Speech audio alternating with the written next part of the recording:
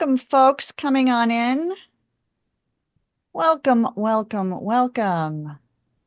We had a little Zoom link excitement tonight. I'm glad all of you caught up with the new link and are here with us this evening.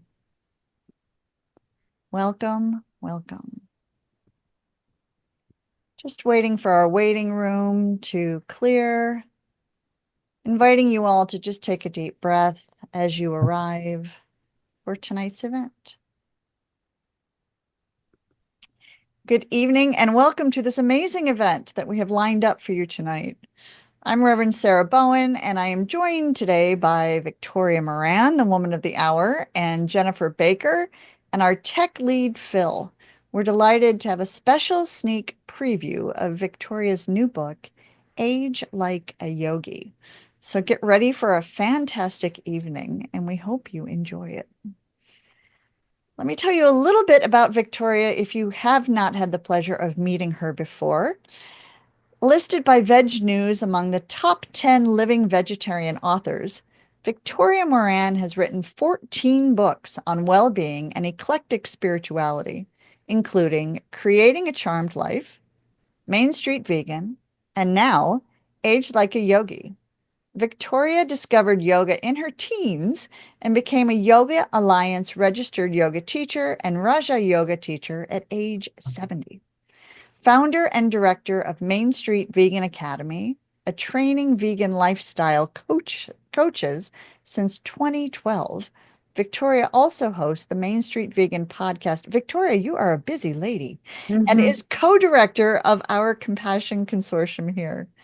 She lives in Manhattan with her husband, William Melton. And I think you have a few other than humans over there, a Chihuahua mix named Rupert, and my favorite little buddy, a half-blind pigeon, Thunder, rescued from the streets of New York City. Rupert was rescued from hoarding. So we are so glad that they are living with you and William. Welcome, Victoria. Why, thank you. And we're glad too. They are the sweetest. As probably everybody here is like, no, mine's the sweetest. Mine's the sweetest. So, all right. Did you want to give us a little bit of idea about Epiphany and why you love it so much and why we're celebrating tonight? yeah, I love it that we're doing this kind of week before the book is published party on Epiphany. This is in the Christian tradition, the night when the wise men got to the baby Jesus. And I love just the word. I love the idea that epiphany with a small e means a eureka, an aha, oh my gosh, oh, I just thought of the coolest thing. And so the idea that there's a holiday when we're actually encouraged to have one of those, I think is very cool. And I was doing something on Instagram about Epiphany and just looked up to see if there was a vegan Three Kings cake. In some countries where they get real serious about this holiday, they call it Three Kings Day. And the tradition is to make a special cake and you bury three little dolls in it, so that three little kings for kids to find. So I found a couple of recipes. One is really easy. You use from the store vegan cinnamon rolls. I didn't recommend those. I'm just the messenger. But that recipe is at bigboxvegan.com. And there's another one that's more complicated at a website called velvetandvinegar.com. But if you want to bake a Three Kings cake when it's not Epiphany, or save it for next year. So Victoria, we opened tonight by reading your bio, but for people who are unfamiliar with your prior books and just learning about your long lifetime of work, what things would you like our audience to know most about you? So tell us a little bit more about you behind the bio. Well, a lot of the people I'm seeing here in the list of participants, we're already acquainted. But let's see, some of the high points for me. I come from Kansas City, Missouri, and I moved to London on my 18th birthday. Love London. It's my favorite place. Moved to New York at 50, thrilled to be here. But I'm just really, really proud of being from the Midwest and from Kansas City. So that's something in my history. And then something that a lot of people know, but I still think it's cool every time I think of it, is that when I was 14, I got into my first Beatles press conference because I was like ace girl reporter at that time, and the Beatles were the thing. So I had my $1 press card and used it wisely and got into that. And then this next year, I was at the press conference in Toronto. And then when I was 17 in the spring, I was in London ostensibly auditioning for drama school, but I just really wanted to be in that whole swinging London thing. And I had a friend who was one of the Beatles managers, and he walked me through this dark, big club called Bag of Nails. And there in a little cozy corner was Paul McCartney, my favorite Beatle. Neither one of us was even vegetarian yet. And I will always be able to hear in my head how Paul said, "Hello, Vicky." And I thought, okay, this is it. I can die tonight and I will have lived a full life, although it's gone on to be much fuller. Oh, what color to start us off with here? A an entrance into Victoria's life, earlier life. Well, the new book, fast forward, is called Age Like a Yogi, and none of us can avoid aging for sure. Is this book though for a certain age group? Is it for any age? Tell us how aging fits into this. It really is for a certain age. And I think lots of times with a book or with any kind of product, we want to say, well, it's for everybody, it's for everybody. But you look at the Bible, the most sold book in the world, it's not for everybody. So Age Like a Yogi is for people probably over 50, and no limit, I don't think, to how far over 50 you can be, but maybe I'm 74, if you're 90, maybe you're like, oh, what does that whippersnapper know? So maybe it's not for you, I'm not sure. But it is for people who understand that life, it continues and can be kind of challenging in different ways. And I think in the vernacular out there in the world of aging better books and courses and whatnot, there's this phrase about over 50. Like there's this big mountain you climb at 50, and there's something else on the other side, but we would never say under 50, like that second graders and people with jobs and mortgages have the same interests. And yet we'll say over 50. But I think I am going to say that for readers of this book and people that have some interest in spirituality as well, because there are all kinds of books to read about how to feel better, look better, be healthier when you're older and all that. But for me, as someone who's really been fascinated by the big picture forever, that's got to be supported by the inner life. Because when I'm no longer using this body, I'm going to be glad I had an inner life. So, Age Like a Yogi gets us from the spiritual and the material way of looking at things. Well, speaking of that, yoga is often seen as a physical practice, but your book explores its deeper spiritual aspect.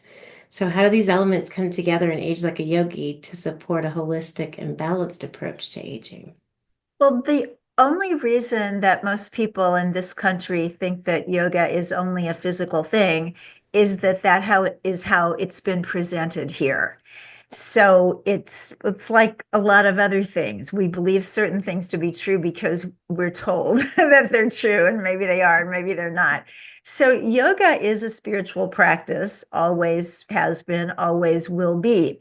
It came into the world through the Vedic period in ancient India and evolved over thousands of years. It is probably 5,000 years old or so. And alongside yoga, there was a physical way of looking at things, a medical kind of system called Ayurveda.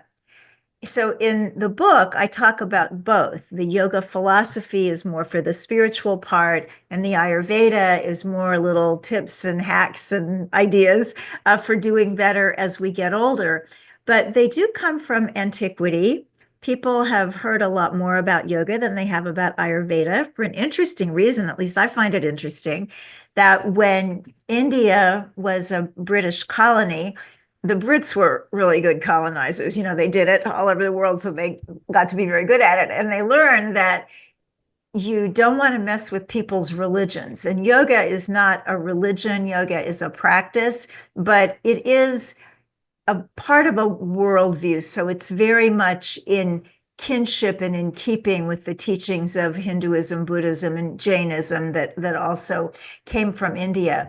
So the British, we're not going to touch that. You guys just have your religion, have your yoga, have whatever you want, but we're going to get rid of the cultural stuff. And Ayurveda was considered cultural. So it was actually banned for a couple hundred years and only started to get out and get around to the rest of the world in 1947. So it's a little bit newer in a historical perspective.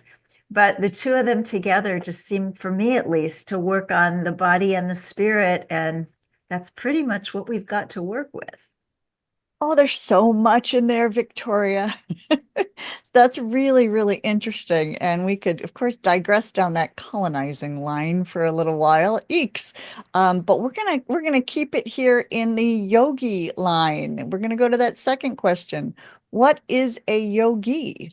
Can people who aren't bendy or skilled at asanas, I think you've already started to answer this, right? But Yeah. who Well, can call themselves a yogi? And what about people who are on a spiritual path that doesn't include yoga? Like you mentioned, if someone's yeah. another religion or another spiritual path, how does yoga fit into this? Sure. Well, that's what's so cool about it. And it was cool when I found it at age 17 and even more so now, because it does exactly what you said. It fits in. It can be your entire spiritual path, or it can be an adjunct and something that you practice parts of, all of, along with another spiritual path.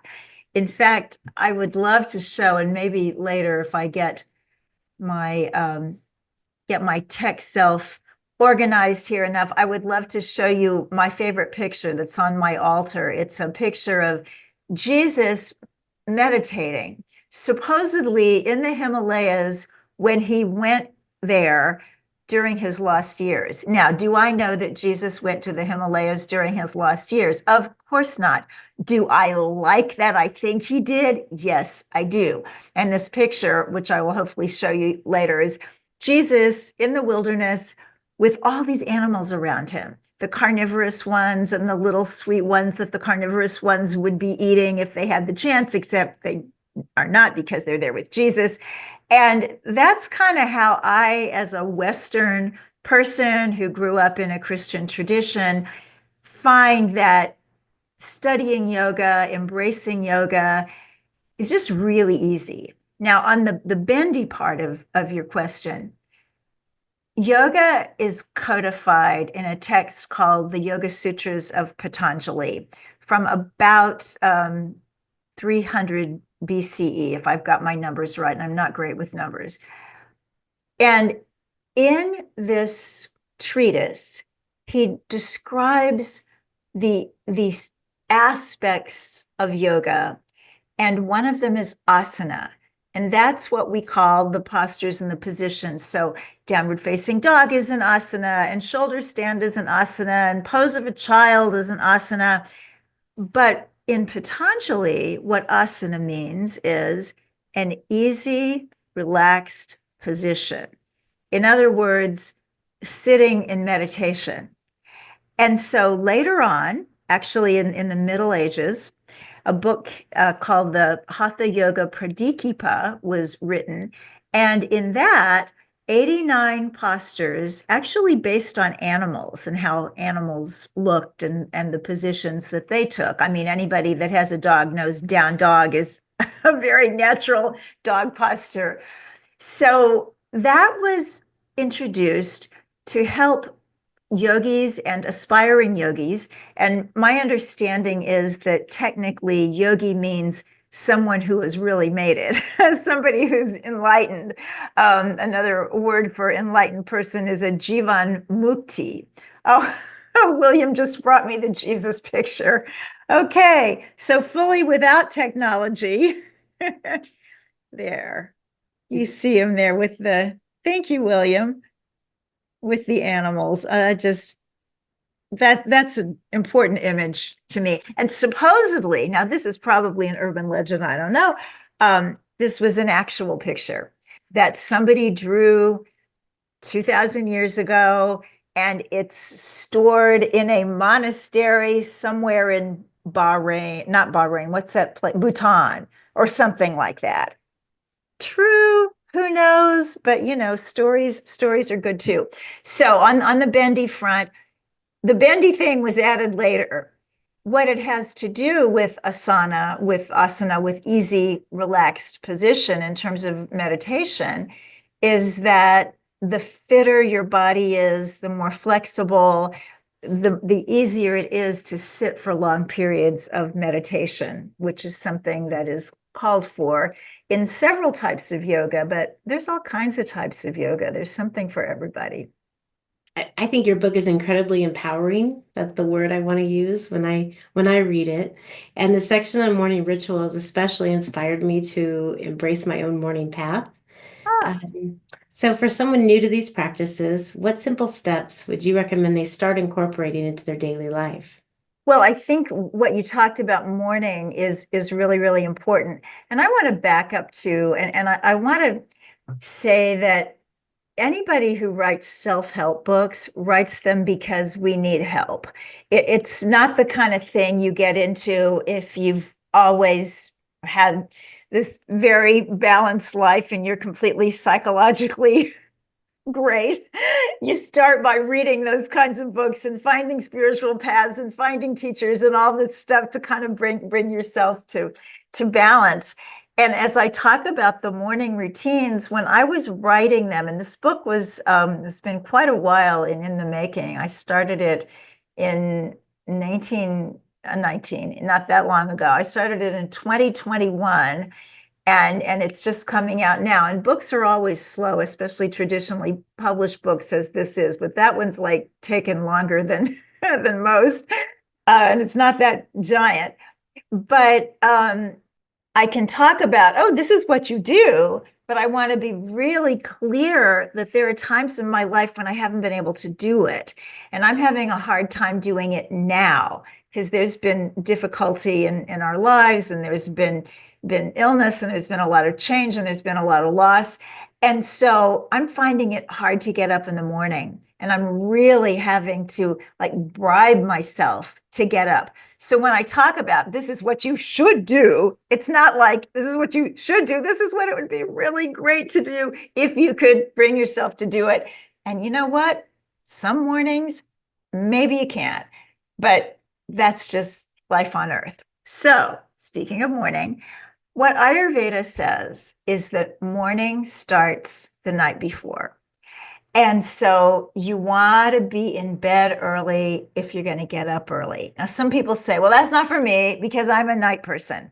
But if you'd lived before Edison and you were a night person, you would have tripped over the furniture. I mean, we as humans can see in the daylight, and that's really historically and ancestrally, that's how it's been for us. We're not cats or raccoons, although they're very cute.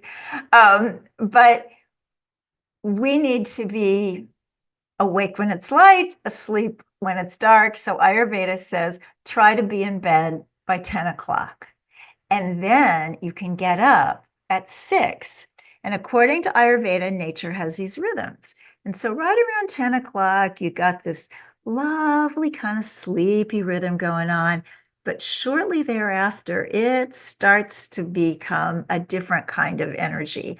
So if you're not asleep already, you're going to get second wind. But second wind can keep you up for another 3 hours.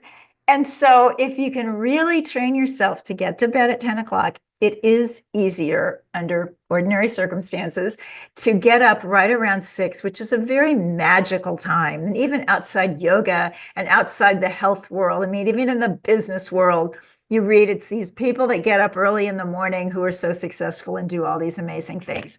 So what do you do when you get up? Well, in Ayurveda, the suggestion is to drink a decent sized amount of water. So 12, 14, 16 ounces of water. You can have some fresh ginger in there, or you can have some lemon, ideally warm or hot or room temperature, not cold, not icy. Ayurveda doesn't like ice. It dampens your digestive fire, your Agni. So that's a great thing to do before you do your spiritual practice, your physical practice, whether you do yoga in the morning, whether you take a walk. It is a good idea to get outside and get some fresh air. And then another great thing to do, since we've talked about Agni, digestive fire, and we're moving on a little bit into the later time, is to have your biggest meal of the day at noontime. Not real practical for a lot of people who work away from home, but more and more people don't work away from home. And a lot of people who'll be reading this book are retired. So if you're able, and even if you're able part of the time, to have a heavier meal in the middle of the day, it can be miraculous, especially for people who feel like they're always having to deal with iffy digestion and this and that. The digestive fire can, in many people, not handle a lot of food in the evening, and especially right before bed. And the same meal that you could have in the middle of the day and just do fine with, you eat it at night and, you end up with gas or constipation or, some kind of digestive thing you're not interested in having. So the big meal in the middle of the day, and then at night, supper, which comes from the same root as supplement. And it's just to supplement what you had for breakfast and for lunch. And some of these are just so easy and so simple, but they can be really, really profound. And one of the things that I love about Ayurveda for vegans is that sometimes we all know, those who are here who are vegan, that people will say, oh, well, I did that, but I don't know, I just didn't feel very good. And it's always kind of vague. And, when that happens with just regular people, that's too bad. When it happens with Miley Cyrus, it's really bad. And so I always want to get to these people and say, well, maybe if you kept maybe eating what you were eating, but maybe fix it a little bit differently, or maybe have it at a different time of day, maybe you would have felt better. And I've certainly found for myself that Ayurveda is kind of magical in that way. And I try in the book to give lots and lots of tips that you can choose from. Ayurveda is one of those things that it's really just a feast. And so if you tried to do all of it, you would get this sort of self-care hangover because it's too much. But you take what you like. And some of the things are very basic. So you don't want to be picking and choosing bedtime and wake up time. That's pretty well etched in granite. And you do want to eat your big meal in the middle of the day. There's so many other things that you can just play with, or you can do every now and then, or you can do in certain seasons of the year, not in other seasons of the year. It's a beautiful, beautiful way to take care of yourself in a way that makes you feel like nature is supporting you. That was a great question, Jen. And Victoria, your answer of second win explains my 20s and 30s. I appreciate that. And as someone over 50, what you're saying makes a lot of sense. Just noticing my own natural, cycles of being tired at night now instead of ready to go out. So really useful. So there's morning tips in there that are actually for the evening, and I love that. I love that. So, what's something beyond that that you think will really surprise and impact readers? I think that might have surprised some of us, but what's Well, something you think will surprise folks and impact I their lives? I think that it will surprise a lot of people who practice yoga, meaning they have an asana practice. They take yoga classes at a yoga studio or the gym or wherever. And in many cases, people are taught the whole picture, what I think of as real yoga. So those classes will include breathing, maybe chanting, relaxation, meditation. But what most people in the West don't realize is that the very first moral precept of yoga is ahimsa. And that means nonviolence, non-harming. It's what we talk about a lot in the vegetarian and vegan world as being the foundation for why we've chosen to make that change. When I first started looking into these things, the magazine from the American Vegan Society was actually called Ahimsa.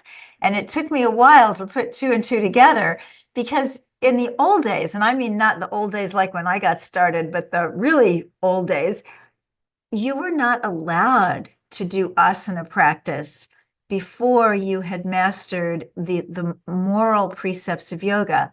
So ahimsa was the very first one, and there are others about honesty and in truth telling and in non-stealing, also in proper sexual contact and not being greedy and you know there's a whole list of things and in an age like a yogi we have a chapter for each one of those, and yet ahimsa is the big deal. So I'll tell a little story that comes from the late Professor Rin Barry. He is known as the historian of vegetarianism, and his birthday, which he actually shares with my husband Reverend William, is January 31st, and that is marked as Vegetarian History Day. But Rin would always tell his students and his audiences, if you were a true yogi, if you were a true devotee of ahimsa, and you're out in the woods and a hunter comes by, and you've just seen a deer go off that away, and the hunter asks you, where'd the deer go? You can get rid of satya, truth telling, temporarily and say, a deer went that away. Well, if that's not good enough, then you can actually turn your back for a while from asteya, which is non-stealing, and you can filch that hunter's bows or his arrows, because to save the deer is the higher teaching. Ahimsa trumps everything else.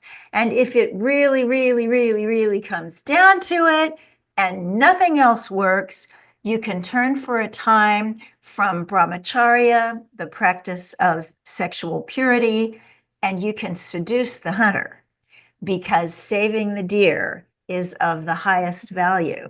So I think the big surprise, especially for a lot of readers, people who just maybe find the book on Amazon or pick it up in a bookstore, will be this emphasis on ahimsa, on harmlessness, reverence for life, and really seeing that we are connected to one another and to all beings and to the divine, which is really what yoga means, union with all that is. I love that, Victoria. Just it feels wonderful to hear as well, you know. So to get personal for a minute, of all the advice you offer an age like a yogi, what is the most challenging for you personally? Oh boy. You know, I think it depends on when you ask, because as I shared, you know, I'm going through a period now where everything is difficult, more difficult than usual. And I was saying to somebody the other day that I don't feel like I'm responding as well to my life as I ought to be.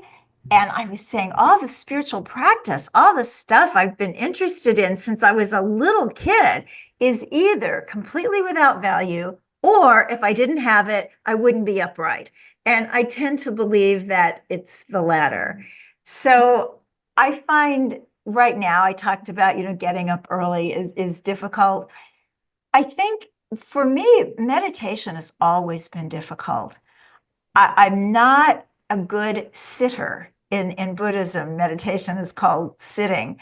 And I do it, and I do it consistently for periods of years, and sometimes I'll fall away.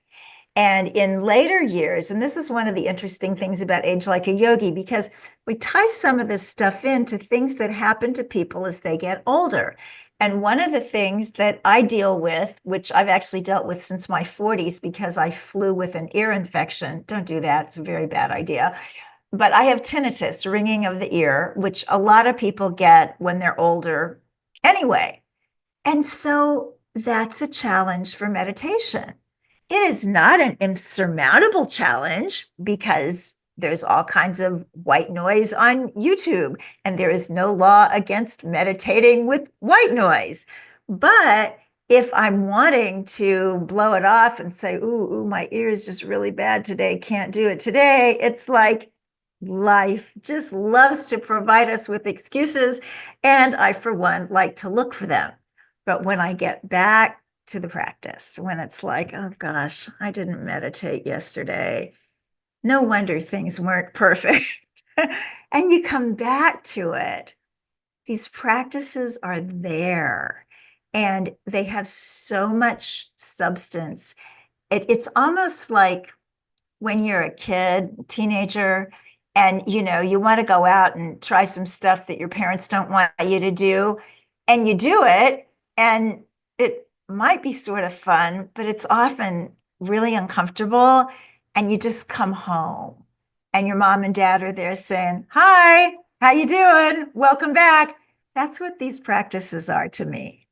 That all of them, all these aspects of yoga, whether it's the yamas and the niyamas, the moral precepts and the personal disciplines, whether it's breathing, meditation, asana practice, whether it's taking time to study, whether it's taking time to kind of have some sensory relaxation and not just be in constant stimulation, which living in New York City is something that you can be in constant stimulation all the time. All these practices, which I describe in the book and relate to general spiritual growth, but certainly to spiritual growth for people of a certain age. It's like those parents when you're a teenager, the loving parents, the kind everybody should have, where you go out and you try things the way of the world. And when you've had enough, you come back and they say, "How are you? Done good, right?" And that's just what these practices are to me. They're so warm, they're so loving, and they are incredibly effective. All right, I'm sold. Who's all sold? This sounds like a fabulous book. Well, I can actually say that I've read it and Jen has read it, but we hope that you all will want to read this. So can you tell us a little bit before we get to, we've got a bunch of folks here who want to ask questions. And I know this will be up on YouTube as well that people can send out and learn about the book and what's involved in it. So can you tell us more about how do we pre-order it? When is it coming out and what will readers get when they're pre-ordering? We're right at that time, aren't we? Oh, I know. It's so exciting. I don't usually get to do book events before there's a book. So the official pub date is January 14th, 2025. But if you happen to be watching this prior to January 12th, and that means midnight, January 11th, I think Marie says she'll look at everything that morning of the 12th. If you pre-order, whether from your independent bookstore or any online bookseller, and send your receipt to assist@victoriamoran.com, then you'll be invited to a day-long Zoom seminar. It's interactive, it's fun, and we'll really get into these ideas. We'll get into some of these Ayurvedic practices. We'll be cooking some stuff. We'll be doing little groups and back and forth, a little bit of yoga, very gentle. So if you have any sort of physical limitations or whatever, don't let that stop you. It's going to be a great day, and it will be absolutely free to everyone who pre-orders the book and sends their receipt to assist@victoriamoran.com. Now, in addition to that all-day Zoom workshop, anybody who pre-orders will also get the e-recipe guide, the Age Like a Yogi e-recipe guide. And I'll tell you a little bit of kind of publishing insider information here. there were supposed to be recipes in the book, but my editor kept saying, there's a lot of food in this book. And it's like, well, there's a lot of food in Ayurveda. But anyway, so you get the recipes, even though they're not going to be in the book. It's kind of like the director's cut. So thanks to everybody for taking a look. I appreciate it. I've already tried one of those recipes after I got it too, Victoria. Oh, yeah. Which one? It was wonderful. The soup, it was a soup in there with quinoa, and yeah, it was wonderful. So great. Yeah, Ayurveda loves soup, particularly. And there's one thing that I didn't share tonight, and I should have, because to me, on the physical side of things in Age Like a Yogi, this is the big deal, that there's this dosha. And I kind of hesitate here because there are 3 doshas and everybody has one, but they are a combination. And it's a lot to talk about here, so I'm not going to. Suffice it to say that one of them becomes more prevalent for everybody in later life. So some books will say it starts to become more prevalent around 50, 55, maybe 60, but certainly by then, you're going to see changes in the body that can be kind of shocking. Like, oh my gosh, that's not supposed to happen to me. That was supposed to happen to my mom. Well, it happened to her and it happened to me too. But what Ayurveda says is some of this stuff, drier skin, drier hair, brittle nails, uncertain digestion, feeling cold all the time, wanting to move to Florida, which retired people tend to do. I never figured out why. And now I know it's because Vata, which is one of these energies, one of these humors that Ayurveda talks about, becomes more prevalent for everybody. And when we can calm it down, when we can pacify that Vata, and Age Like a Yogi is just full of tips for doing that with food and lifestyle. So just little things like warm baths, like wearing a sweater even when nobody else is, like eating soups and stews and oatmeal, kind of what we think of as healthy comfort food, really makes Vata feel peaceful. So you don't want to get too cold. You want to cover your head, cover your ears, and just really listen. If you start to feel a little bit anxious or on edge, having that daily routine that we talked about is really, really important. Going to bed, getting up at the same time, eating at the same time every day. It gives yourself, your physical self, something to depend on and rely on. And it really helps keep Vata from getting outrageous. And outrageous Vata is aging too soon. So it's really, I think, it's the closest thing to the fountain of youth that we've got. So before we start our Q&A, what's the most important thing you hope readers get from this book? Oh, I hope it's what they need, because different things are valued by different people, and I think in different phases of life. I mean, I wrote a book when I was 53 called Younger by the Day, and that was when I actually thought you could get younger. And at that time, what was really of interest to me in terms of growing older was how I looked, because I had a lovely friend at the time who wrote a book, kind of a competing book. Hers was called How Not to Look Old. And bless her heart, we went to this coffee shop together one morning, and she'd been a magazine writer and she knew all kinds of people. And so as we were coming out, it was a very famous, I won't name names, but a very famous journalist, very well known in the 70s. And she introduced us and we had pleasantries. And then after we parted, she looked at me, she said, "He looks so old." And my thought is, well, he was middle-aged when I was 20. So, of course he's gonna look old, that's kind of normal. And yet, I do think that early on, as we start to see, oh my gosh, I'm no longer young. What can I do to look younger? And then that kind of goes away, I think, a little bit, both because you see that you really can't chase that thing for very long. I mean, maybe you can if you're Jane Fonda and have all kinds of money. I think she turned, what, 83 or 87 or something, and she looks 35. Some people have the means to do that. Most people don't. But then later, you start to value other things. There's something about relevance. Somebody said that the midlife crisis is about opportunity, loss of opportunity, and the later life crisis is about loss of relevance. And I think it's really interesting nowadays because of technology.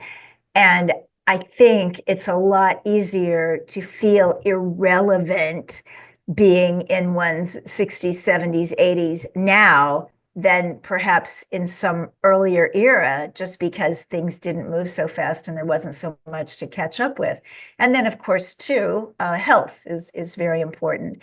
And peace and stability, which I believe, I mean, it can come from a lot of things. People find ways to make life work, but I find most reliable is a connection to a higher power, a connection to my spiritual source.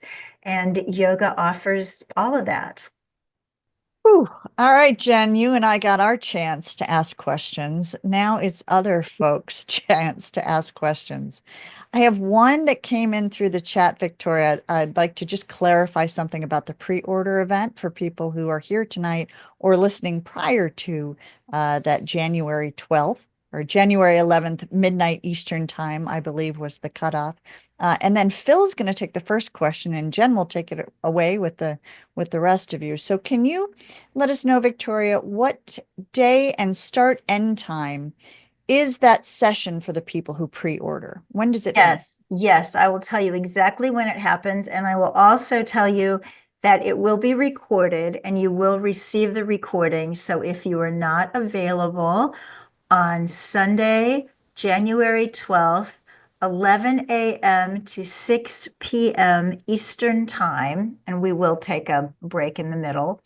Yeah, that's the time, 11 to 6 Eastern, January 12th, and it will also be recorded. Excellent. All right. Hey, Phil, do you have a question for Victoria? My question is, does the book speak about your origins in learning about this, about yoga? Because I remember you're talking about the Beatles. This is around the time of the mariachi. Is this how you learned about yoga? Is this how you learned about meditation? How did you find out about this? Can we Oh, hear? what a great question. Of course, I think it's a great question because I get to talk about my life. That's a good dating question, but I'm sure you know that, Phil. So I found yoga in the Kansas City, Missouri Public Library when I was 17. And at that time, you really had to discover it because it was not everywhere. They weren't teaching yoga at the Y. And people had kind of heard the word, but they didn't really know what it was, except that it was foreign and weird. And maybe it was a cultured milk product, but whatever it was, stay away because it's not, it's just weird. And so, of course, I wanted to know more about it. And the three books that I found were Yoga, Youth, and Reincarnation by a journalist named Jess Stern, and then two books by the same author, Indra Devi, who is this amazing woman who kind of brought at least Hatha yoga, the physical kind of yoga, to the West. And one of those was called Yoga for Americans, and the other was Forever Young, Forever Healthy. So interestingly enough, even though I was 17, two of those books alluded to aging. And I read all of them over and over and over again. And that's actually how I became vegetarian. Even though I loved animals and I'd wanted to be vegetarian for animals, I'd never heard of vegan. That was just, that's going to come later. But I read these books about yoga and they just made it so clear that if you have any interest in a spiritual life, of course, you want to stop eating animals, both because of the ahimsa factor, the harmlessness and all of that, but because you want your physical vehicle to be built of life and not death. So that was pretty impressive to a 17-year-old from Kansas City. If you know anything about Kansas City, we are famous for steak and barbecue. And so it was kind of, a newish concept, for any reason other certainly than the animal welfare reason. And as I said, I tried to do it at 13, but I didn't make it until I heard about yoga. So that was part of it. And then on my 18th birthday, after this wonderful trip to England, where I had the Scotch and Coke with Paul McCartney, I went back to London. Who wouldn't go back? I mean, it's that cool. You got to go back. Of course, when I went back at 18, I was on my own. I wasn't there with my dad paying the bills and stuff. So it was a different experience. And I was looking for something to kind of hold on to. So the first thing I found was the Friends Meeting House in London. If you know London, this is the Friends Meeting House just behind St. Martin's in the Fields in the Trafalgar Square area. And after Friends meeting one Sunday morning, I wandered down this beautiful little alley, this little walking street across Charing Cross there from the Friends meeting. And there was this amazing bookstore called Watkins, and they specialized in spiritual books. I'd never been in a spiritual bookstore before. I mean, this was 1968, we didn't have any of those in Kansas City at that time. And in Watkins, there was just everything. There were these signs, there were these words like yoga and mysticism and ecology and reincarnation and theosophy and anthroposophy. And I mean, I was just like in heaven. And it was there, there's a little sign hanging there, a bulletin board like we used to have, and yoga classes. And my first teacher, in fact, I want to show you Stella, because one of the things that I think is really important for aging well is to have role models who are older than we are, who have done this before us. And Stella did this for me. She is 99. She still teaches one class a week. And every Sunday morning, she has a salon in her apartment in Covent Garden. It's a third floor walk up. And this is Stella at 99. So, anybody want to age like a yogi? I love seeing that picture, Victoria, each time. It's get empowering, We have a couple questions here from Jennifer T. There we go. Victoria, thank you so much. The start of the new year coincides with my birthday. So I'm always looking at ways to sort of do something new. But my question for you is, I am not a yoga person. I'm a vegan and I embrace a lot of holistic practices, but I've always been stuck with yoga. And my question about the book, will it still be accessible for me if I'm not like a yoga master or haven't done a lot of yoga? Yeah. Age Like a Yogi has 40 chapters. I like to write books with little chapters, even before people had a short attention span. There's just something, I think, especially in this kind of, self-help genre, you can only take so much. Like, I don't know if they still call it, but in the New York Times bestseller list, the books like I write, or at least used to be called Advice, How To, and Miscellaneous. And I think when it's like advice, you do little bits at a time. But anyway, this book has 40 chapters. One of them is about asana practice. One. And I think it's important to understand about asana practice, just if you're interested in spiritual traditions and spiritual stuff, because that is part of yoga.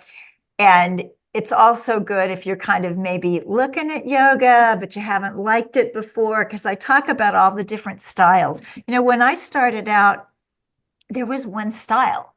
And I thought all these other ones, I mean, for example, when they started doing vinyasa, where you move through the postures, and probably we could get a show of hands here. Anybody these days that's doing yoga, probably 9 out of 10 people do vinyasa.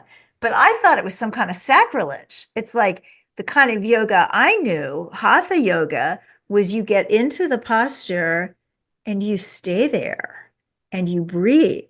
And it's in that staying in it that you start to get the benefits. And then when you're done, you just rest for the amount of time you did the posture. And that's when those benefits get into your body. And when people started doing this nonstop yoga movement stuff, I mean, I was kind of horrified. I've backed off on that a little bit now.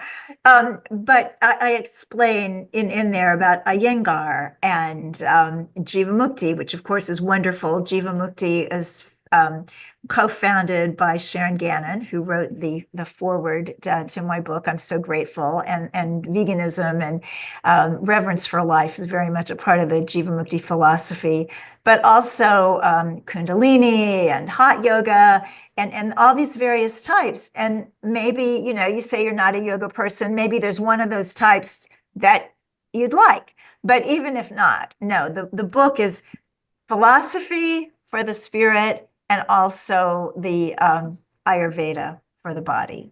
So nice to see you, Victoria. I've been really You enjoying too. this event. Jennifer's an actor. We say Yes. actor now, not actress, right? I'm not too picky, but technically yes. But yeah. So I do have a question. Since I'm spotlit here. So I'm currently pre-50s, but it's kind of getting around the corner at this point. And so I was just wondering if you could give your younger self magically like go back in time and give your younger self any advice that would better prepare you for your third act years and beyond from either a yogi perspective or your own experience, what would that be? Oh, absolutely. Number one, it is highly likely that you will grow old. Now, some people do not have that privilege. That's very sad. I grew up when we were getting under our desks to do nuclear bomb drills, and I really, really did not believe that I would live to be very old at all. I mean, I truly believed that we probably wouldn't make the year 2000. And so so my first piece of advice is, yes, you are heading there. It's sort of like people thinking, well, gosh, I could never go to China. That's really far. Well, it's a lot closer than it used to be. And so, you will probably go there and you will even more probably get to be old. And so plan for it. So if you think you're going to go visit somewhere, maybe you want to learn some of the language or whatever. So it doesn't hurt to be not obsessed with it or anything like that because you want to be in the stage that you're in. But just know that it's coming. And so it's like that old joke of if I'd known I was going to live this long, I would have taken better care of myself. Really start to take care of yourself. And I know Reverend Sarah mentioned earlier about, the 20s and the 30s and the staying out all night and the doing all these things. And they don't have all that much harm in the short term when you're that age. But you do want to start practicing what it feels like to let your physical self be supported by nature. So any of these kinds of elements of Ayurveda that you can add as a young person, or certainly some people are raising their children this way, which is really cool, then it's fun to live a rich, full life, have a great full day, and go to bed at 10 o'clock. We've had this idea, if it's going to be fun, I'm going to stay out really late and I'm going to eat stuff that I know isn't good for me. And I'm going to drink stuff that I know isn't good for me. And which I guess now we know is even less good for us than we did last week. The Surgeon General has come out with this thing about alcohol. And, I mean, Deepak Chopra said 40 years ago or 30 that if ethyl alcohol had to be approved as a drug, there's no way it would ever be used in this country. So those are the first two. And then I think the third one is to decide how you want to be when you are an elder. There's a wonderful quotation. In fact, I used it as an epigraph for one of my chapters. It comes from Louise Hay, and she talks about how the way that old people look kind of gives us an idea of what their mental processes have been like in the years before. If there's a permanent scowl, like we're all going to get lines in our face, but if the lines are the ones that show anger instead of laughter. And she's saying, how do you want to look when you're old? So just kind of start doing that stuff now and have these role models like I talked about. So my number one role model, I don't talk about her in the book because she's fictional, but I could not have lived my life without her, I don't think. And that is Auntie Mame, the 1958 version. And this amazing woman who was kind of a composite, I guess, of the author's acquaintances. And she was very big on living fully. She inherited her orphaned nephew, and she said to him, your Auntie Mame is going to open doors for you, Patrick. Doors you never even dreamed existed. Ah, my little love, what times we're going to have. So when she said that on the screen when I was 8 years old, I took that inside of me and knowing that's what I want to do. And then she said, life is a banquet and most poor suckers are starving to death. And I'm like, yes, let's get out there and do this thing. And then at the end of the movie, she's older and she's got a grandson and she's got some gray streaks in her hair. And she kind of manipulates the calendar a little bit to let her nephew and nephew's wife take the little boy with her to India, where she's going to visit her yoga instructor. And because we're talking, this book was written in the early 50s. Nobody knew about yoga. Auntie Mame knew about yoga. And so I think role models are just tremendous. And to get to know some of them too, to get to know older people, older women in particular, because you're a woman, there's just so much to learn. Hello. Hi, Victoria. Thank you so much for this. I don't know that there's a short answer for this, but do you have any suggestions for how night shift workers can incorporate Ayurveda into their daily lives? Really difficult. Is that your situation? Yeah, okay. I'll actually recommend a book that isn't mine. And I'm going to have to just look up the title. The name of the writer is Suhas Shindigar, and he's a medical doctor and he practices Ayurveda.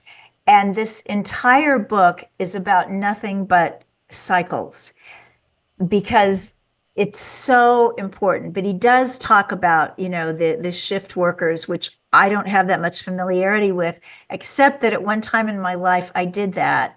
And even then I knew, before I ever knew about Ayurveda, that was tough on the body. So I think that having as much consistency as you can within your own special hours is good. Absolutely everything else to take care of yourself.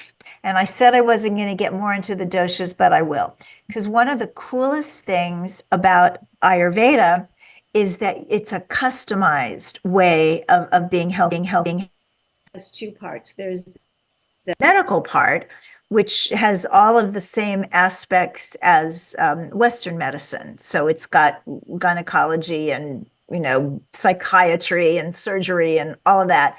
But there is this huge part that is self-care. So that's what we're talking about here and interested in. And if you can't do the go to bed at 10, get up at 6 kind of thing, then what else can you do?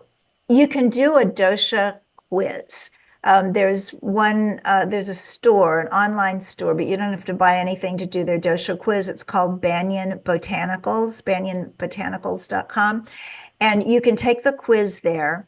And these quizzes are pretty good. The secret to them is just don't think about your answers. Because it might say, for example, I have oily skin. And then it'll give you like 6 or 7, from not at all like me to very much like me. And so if you think about it, it's like, oh no, I don't have oily skin. My skin is really dry. But wait a minute. When I was a teenager, I had lots of oil in my skin and I had breakouts. And what do I say?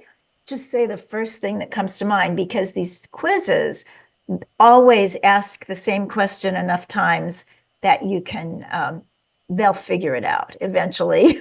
You'll get it right. So I'm telling you all this because what that will do is tell you your own personal dosha makeup. So are you familiar with this? Have you done a dosha quiz before, Trish? You can I just have a long time ago I did. So it's Vata, Pitta, and Kapha are the 3 doshas. And because we want to do everything so perfectly, even when we don't know what perfect is, lots of times for we as Westerners, it's like, okay, well, I'm going to make myself 33 and a third of each one of those things. No, you're not, because you're perfect the way you are. You're perfect with this dosha makeup that was implanted in your DNA at the moment of conception. So maybe that's 60% Vata and 30% Kapha and 10% Pitta. Well, that just looks terribly out of balance. No, it isn't. It's perfect. That's your perfect configuration. And so your job going through life is to keep it there. So if, let's just say that was you with the excess of Vata, and certainly, anybody who's over 50, I don't know if that's your situation, but for anybody that is, they're going to be getting more Vata. And Vata is also really flighty and tends to go out of balance quicker than some of the other doshas. So if that happens to be your situation, then you'd really want to be paying attention to warm, easily digestible food, to taking really good care that you sleep for a long stretch, even if it's not sleeping through the night, if it's sleeping through the day, that you just really pay attention to that. And if it happens that your prominent dosha is something else like Pitta, then that's a hot dosha. You need to keep yourself cool. You need to eat more cooling foods. You'd want to do, some nice breathing and keep yourself from getting too angry and that kind of thing. If kapha is predominant, you need some stimulation because kapha really likes sitting a lot and thinking and talking. And yet kapha is a beautiful, beautiful dosha. It's very slow moving, so it's slow to get sick. So kapha people tend to live long and prosper. So you want to take very good care of your own self, exactly who you are. And so much of the information out there in the health, everybody ought to do this, but everybody isn't the same. And I mean, we're basically the same. We're the same species, but other than that, we need to take care of ourselves. And so if you can take care of yourself the best you can, you'll make up for some of that, not being able to keep the Ayurvedic hours. And I said I would look up that book for you, and I will. Hello. Yeah, no, this is so wonderful. I love. You're such a great storyteller. I love the Paul McCartney one. I couldn't resist. My question's about animals, not British rock stars, but I went to a couple of Rolling Stones concerts last year, and I noticed it was sponsored by AARP. And years earlier, we thought, well, that's a cruel joke, Well, but and the example that defies the logic is Mick Jagger. Oh yeah. Nobody on earth has aged better than Mick Jagger. So how do we do that? Well, you drink a lot, you take a lot of drugs, you have a lot of sex, you travel all over and don't sleep enough. So Exactly. Well, we my do the best we can to and try to be very Mick funny, Jagger. very funny. Well, I'm excited to read the book, but Thank I'd you. love to hear you talk about the animals with whom you've shared your life. I Oh. catch your pictures from time to time on Facebook, rescuing, is it a pigeon and a cat and dog and I love all of that. Oh, you're so kind. Well, I just want people to know who you are. Tom Martin is a terrific guy. He's out there with all sorts of how to get yourself noticed in the world. He's been a publicist. He was a producer for Good Morning America for many years. He's met everybody on earth. I've seen pictures of this man with, you know, like people who have changed the world, mostly in good ways, sometimes not so good. But I'm so happy to see you here, Tom. So I want to answer your question about the animals, but first I want to tell Trish the name of this book. Change Your Schedule, Change Your Life. And the author is Suhas, Suhas, and I'm just going to spell this last name, Kshirsagar. Change your schedule, change your life, how to harness the power of clock genes to lose weight, optimize your workout, and finally get a good night's sleep. So, animals. Oh, that's another one of my favorite subjects. So, I was really lucky that I had this nanny. And, when we talk about having role models who are older, I had my first one when I was 6 months old because Dee 56, and at the time that was old. And she was born in the States, but she had British heritage. And, people didn't know about staying out of the sun and stuff like that in those days. So by the time I knew her, her face was very lined, and she was obviously an elder to me. And she was an animal rescue person. Now, she hadn't really studied it, and we had some casualties, but there was just no way to walk past a lost pet or injured wild being or anything like that. It's just like you just didn't do that. And it was difficult in several periods of my life from the time I was, I guess, 9 to 17. We lived in an apartment complex that didn't allow animals. And oh my goodness, the lengths we went to hide people who weren't humans. And that kind of stuff stays with you. So I'll talk about a couple of animals. So I'll talk about the current ones because they're here. So our little dog, Rupert, came from hoarding. And we'd lost Forbes, who was just a really, really wonderful soul dog. And he passed away early and very quickly and very sadly. So we wanted to adopt another dog, but we have this pigeon, and the pigeon walks around the apartment. So we couldn't just have any dog because, a lot of dogs think, oh, dinner. So we tried, we stood in long lines at, adoption events, and we just didn't think anybody was, guaranteed gentle enough. And then as I was looking online, found this dog, and every description was gentle, kind, quiet, sweet. Well, those are all true, but they were really descriptions of a dog who had post-traumatic stress disorder. And so the people brought him over, and that was kind of it. Like, okay, you want him? It's like, well, could you just go shopping or something and let us be with him for a few hours? But, by then he was our dog. And it was difficult because he was afraid to go outside. He was afraid of doors.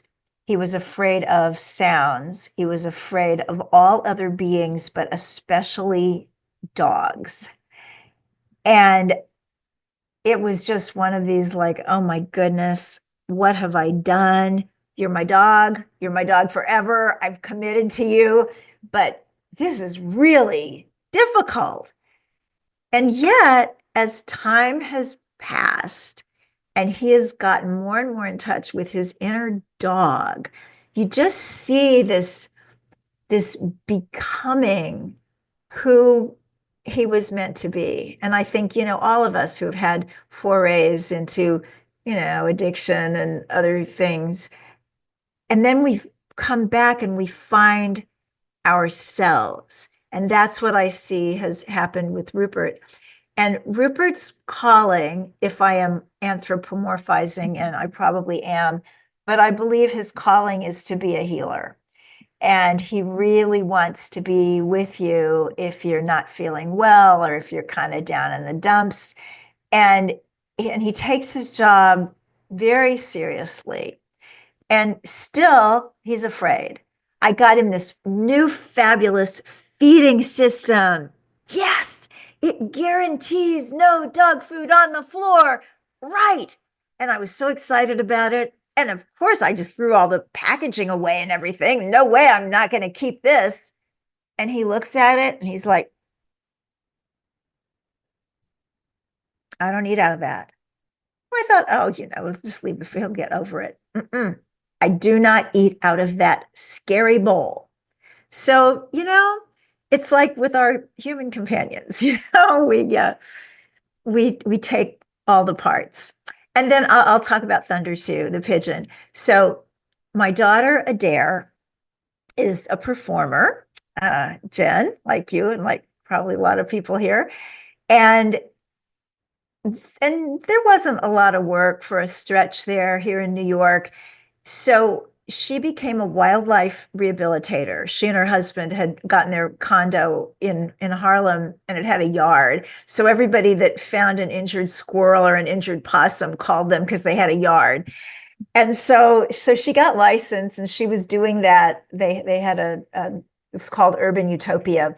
And we have here in New York City the Wild Bird Fund that takes in all the birds. But when they had too many birds, they would call my daughter, who had done an internship there, and she would get the birds. So these little fledglings came and they all grew up and it was time to fly away, and they all flew away except Thunder, who stood there and said, I don't do that. So they took him to the vet and learned that he was blind in one eye, partially sighted in the other eye, and he was going to have to live with humans.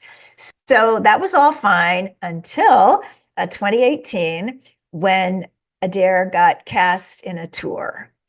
And she has been cast in stuff ever since, even with the pandemic in there. So Thunder has become a member of our immediate family, although they do have pigeons set up in their apartment too. And when they are in town, which isn't very often, he gets to go and have kind of his place in the north and his place in the south. It's only 11 blocks, but it works. Thanks, Tom. I always love hearing him in the background when we're on calls or anything. It's lovely and calming. It's wonderful. We had a question. Michelle, did you want to ask a question? So my question, Victoria, is I'm wondering, in your orbit, your ecosystem of those involved, advocacy and driving I would just say, a more compassionate world, if you are seeing any movement, particularly in options in our healthcare system, from hospitals to long-term care facilities. One of the things I'm seeing as I get more involved in some personal aspects of life and as a caregiver are how limiting those options are. I've done some online reading and see there's actually a group in, I think it's in UK, where they're doing some work to try to, there's a goal year of, by that year, have 1 in every 6 long-term care facilities, as an example, be able to really not just accommodate, but really allow people who live a vegan lifestyle to thrive and continue that in their care needs. But I'm just not seeing that in the States, which is where I reside, by the way. I reside in the States. I'm curious what you're seeing in that regard, or just what your thoughts are. Yeah, it's a real problem. the UK is ahead of us on this. I mean, when I wrote my first book, I didn't know it was a book at the time. I thought it was a paper for my degree in religious studies. But I went to the UK to study vegans. And so that paper, which became a book, was called Compassion, the Ultimate Ethic and Exploration of Veganism. And I did that research in 1980. And oh, it was so cool. I got to meet some of the old vegans that had been around in the 40s. And I remember this woman, Kathleen Janaway, who was secretary of the Vegan Society, and asked her what it was like back then. And she said, we didn't know if our bones would disintegrate or if we'd perish in a fortnight. We did this out of pure, disinterested compassion. And I was just like, I want to be you when I grow up. So there's always been so much more there. And what we're seeing now is in the past couple of years, vegan has become a protected class. So it's like in this country, if you're a Quaker, if you're a Church of the Brethren, you don't have to go to war if there's a draft. But, vegan doesn't have any kind of protections like that here. So I'm not at all surprised because everything started there earlier with the Vegan Society in 1944. That they would be doing more for long-term care and hospitals and that. In this country, it is so slow and it is so confusing. I think part of the reason that it is confusing is that people in this country who choose not to eat animal foods, along with certain other sorts of things that they choose to do or not to do, about half of them do it for health reasons. And it's a funny thing because if you go vegan for the animals, then your family is likely to tell you, oh my gosh, you're going to die. You're going to not get enough A, B, C, D, E, F, G. And then we've got these other half over here. They don't care anything about animals, maybe, but they want to save their own life. And so they have found out, or their doctor has told them, you really have to stop eating animals and their secretions, or you're going to have to go on Lipitor or get open heart surgery or, whatever it is. But because there is that health kind of thing, I think that many of the people in conventional healthcare see it as just some kind of wacky fad. It's a diet. It's just a diet people go on. So that keeps us, I think, from getting that protected status at some point, like vegans have in the UK. There's also right now with the incoming administration, there's this interesting interest in health, and you've probably heard the Make America Healthy Again thing. And when I first heard that, I thought that there could be some real opportunity there for people on the plant-based side of things, the more health vegans, to kind of get some of their ideas in. What I'm seeing instead, and maybe this is not permanent, but it's certainly what I'm seeing now, is that there is this emphasis on trying to go back to an earlier time in the way we eat. And I understand life is really scary. And if we think it wasn't as scary in 1895, then why not do that? And yet none of us was alive then, so we don't really know. But the recommendations that we're starting to see coming out are things like raw milk and backyard chickens and slaughter your own pigs and things like that. Some people are doing that, and other people who aren't doing that kind of hop on and they pretend like they're doing that. Like, I feel like everybody practically that I know who's not vegetarian says that they get humane meat. And yet, even if there is such a thing, and that's certainly debatable, but the kind that's called that is 2 to 3% of what's available in the country. So it's like, do I know everybody who gets that kind of meat?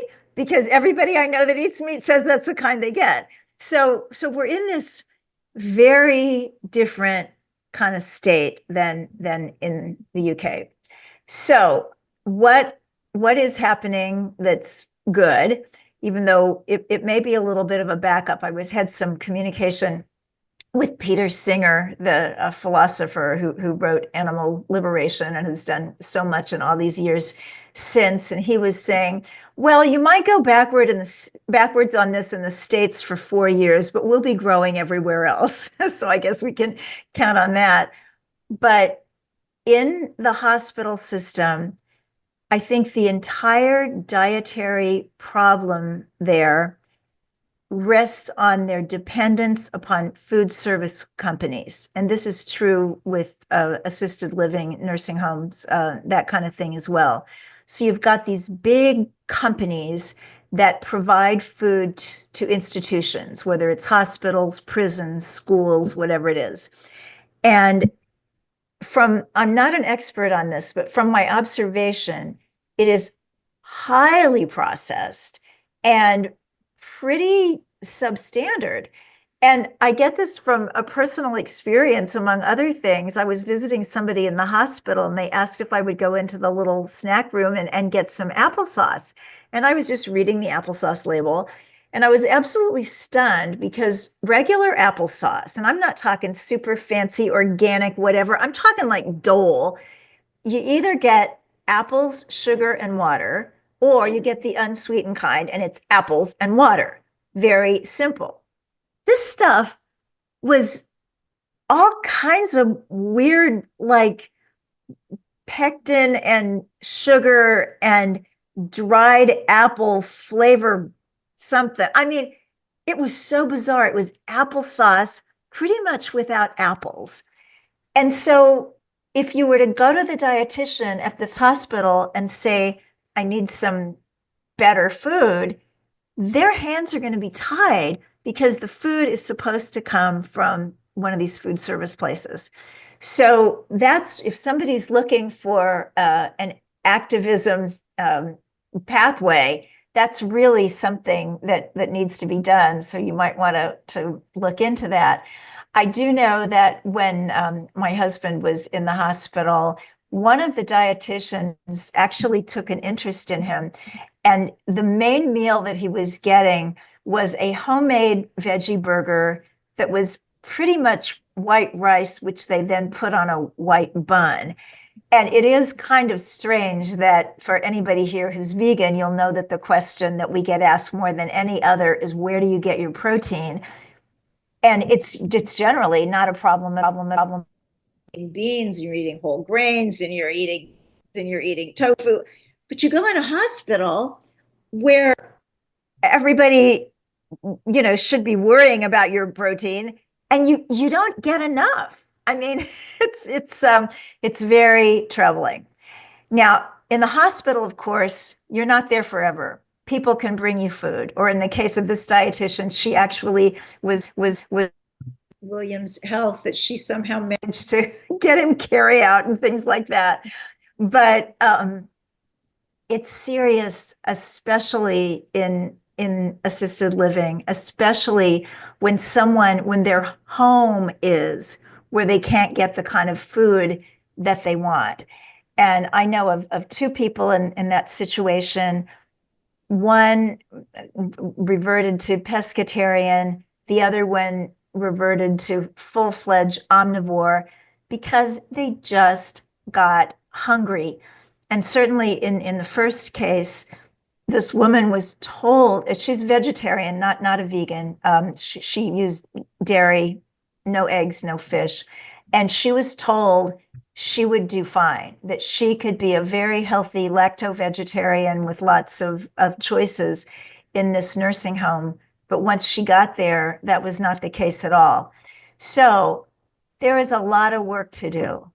And we're not a big number, we're what, 2-3% of the population, depending on what study you look at.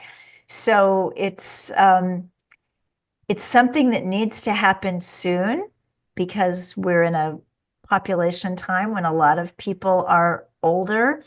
And I don't know if it's going to happen in time for people of my generation. So I wish I had something more positive. I do know that here in New York City with Mayor Adams, who's largely plant-based, we've got these wonderful hospital initiatives. So if you're in a public hospital, the default for lunch and dinner is plant-based. If you don't request something else, you get the vegan meal. But again, that's only in the public hospitals. The private hospitals are totally benighted. And I don't know if Eric Adams isn't mayor for another term, that might all go away. So I think it's just really going to take us being extremely vocal and being there, you know, for others. If we know people that are in these kinds of situations, we just kind of need to be the, I don't know, the catering service if we possibly can. You're right, Victoria. We have a lot to do, and just staying united and doing all that we can do. Thank you for sharing. As we kind of wrap up here tonight, I just wanted to thank you, Victoria, for all of this. This book is amazing. You're all going to love it. It's every page, there's tabs on it for me, at least. It was a wonderful evening. And we just thank you all for coming tonight. Sorry for the little glitch in the beginning, but we will be sending out the YouTube link as well so you can watch the recording. And we look forward to seeing all of you on the 12th for the special event. Thank you, everyone. Thanks, Jen. Thanks, Reverend Sarah. And thanks to everybody. Oh, thanks to so many beautiful people.